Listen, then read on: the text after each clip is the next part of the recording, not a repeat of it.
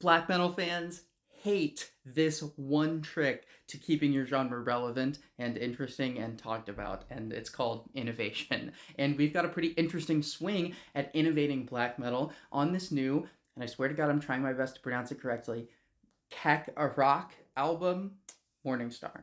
This is a Ukrainian black metal project, a one-man project that first grabbed my and many other people's attention in 2021 with the record Pale Swordsman. And it is an interesting approach to a genre whose fans insist it remain as insular and pure as possible, which has caused this guy to be controversial in the same way that any interesting black metal band from the last 10, 15 years are, including Agriculture right behind me, as well as Liturgy, Panopticon, Sadness, Death Heaven probably being the grandfather of all this discourse.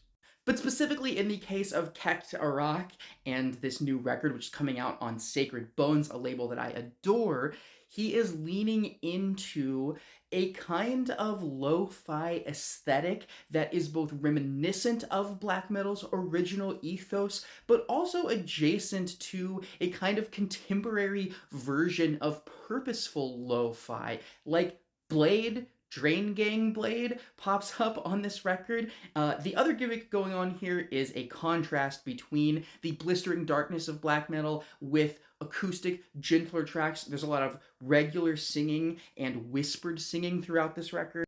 And I think it's something you can see right out of the gate with the first couple of tracks here, Wanderers and Castle, which both deploy that whispered singing and that contrast in really interesting, really compelling ways. Later on, we get the song Three Winters, which is vulnerable, but in a kind of way that black metal fans probably aren't used to, that the black metal legends and pioneers of old would never allow themselves to be. But of course, with this Dark Throne looking ass album cover here, there are moments that are reminiscent of vintage black metal in a really delightful way. The trio of Ravensong, Vigil, and Eternal Mirror is one of the best three-track runs I've heard all year. And unfortunately, my only issue with Morningstar is that a lot of the tracks that really hone in on those gentler, more acoustic sounds and aesthetics are just nowhere near as interesting. And as someone who is typically a fan of the slow parts of these brooding dark metal records, I thought that was more disappointing than I should, though it only makes up a fraction of a pretty good record. I'm gonna go with a 7 to a 7.5 on this thing. There is a lot of good material here and an interesting take on black metal that will surely be divisive. So if you listen to the record, hit up the comments and tell me what you thought about it.